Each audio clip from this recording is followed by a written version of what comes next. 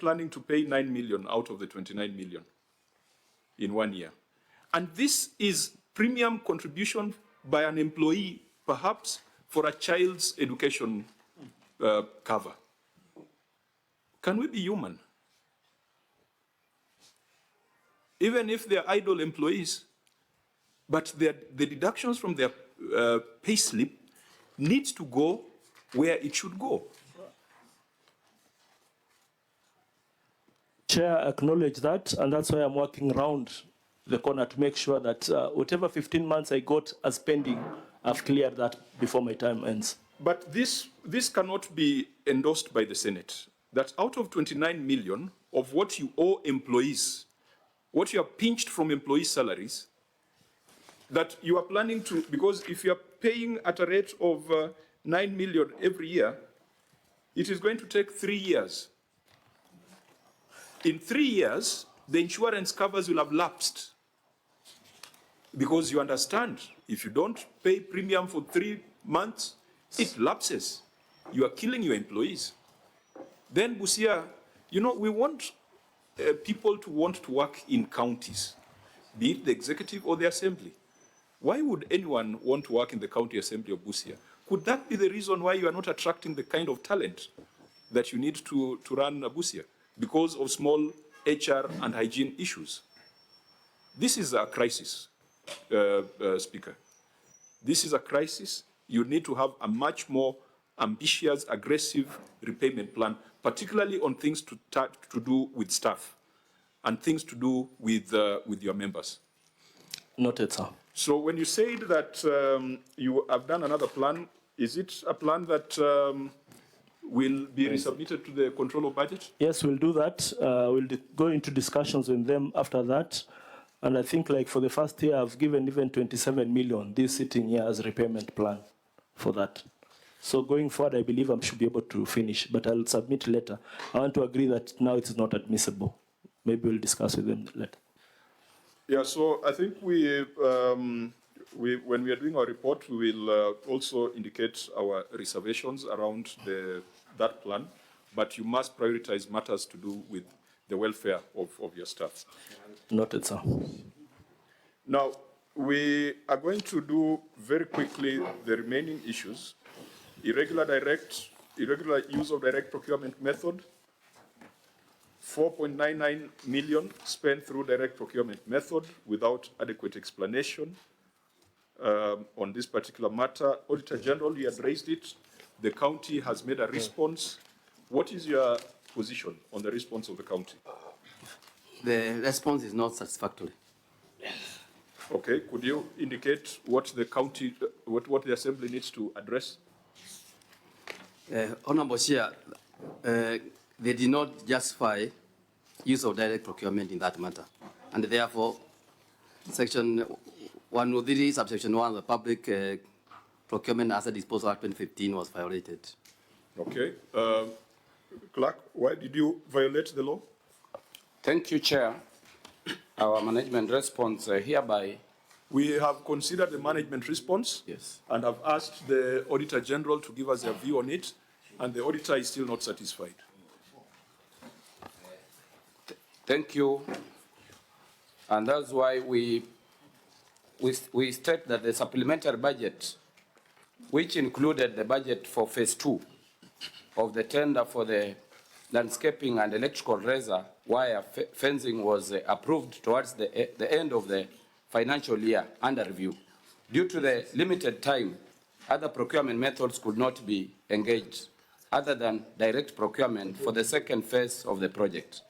Having engaged a supplier in phase 1 and adhered to section 103, subsection 2B of the Procurement and Asset Disposal Act 2015, which states that the procuring entity may use direct procurement where there is an urgent need for the goods, works, or services, and engaging in tendering proceedings or any other method of procurement will therefore be impractical, provided that the circumstances giving rise to the urgency were neither foreseeable by the procuring entity nor the result of the dilatory conduct of its part.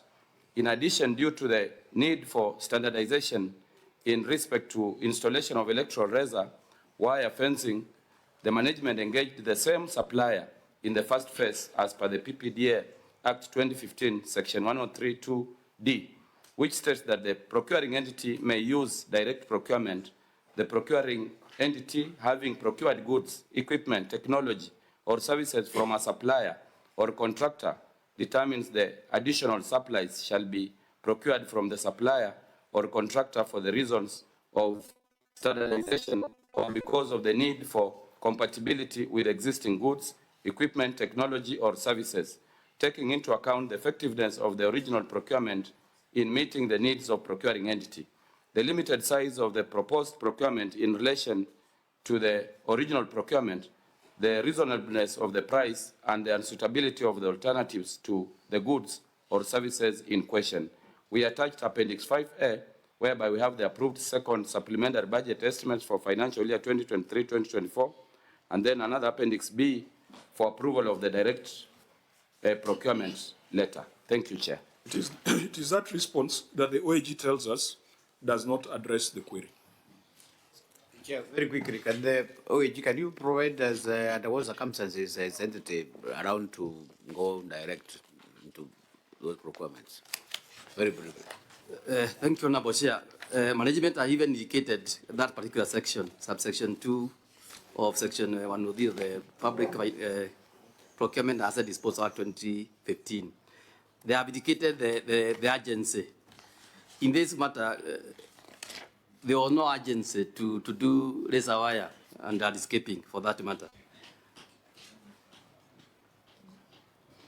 There was no agency on landscaping and on the razor wire. Yes. Then the Honorable Chair, number 2, if you look at phase 1 and this and is the phase 2, Speaker's official residence. yes. We had listed it as one of the places that we were to pay a visit to. Yes, you can visit. Okay, so it is 12:30. Why don't we, because we have the written responses, we have the assessment of the Auditor General, we'll be able to go through those written responses and take a view that then can become the resolution of the House. If there are issues here that requires further interrogation, then we shall write inviting the Assembly to appear before the committee. That then will allow us to do some physical verification.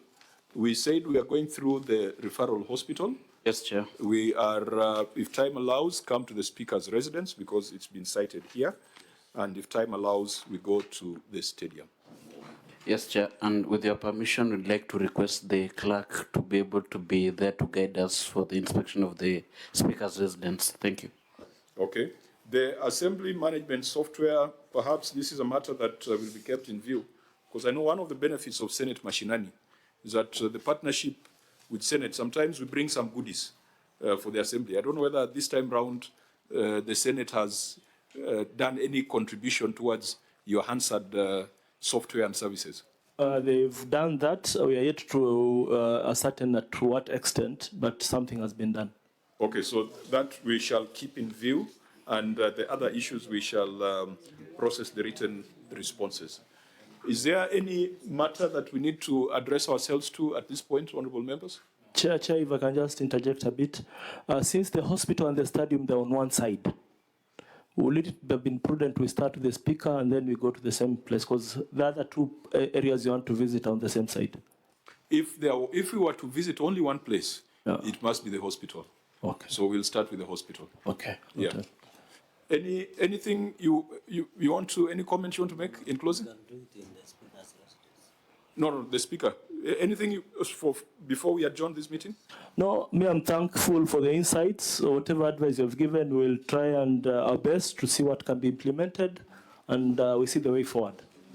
Okay, thank you for hosting us. Thank you for the facilities, and that has earned you a fairly softer injection. Thank you. May you come again next year. Chair, by the way, as a Senate, I think that thing you mentioned of transfer of technology, the Senate should focus more on that in terms of growing the capacity of the Assembly.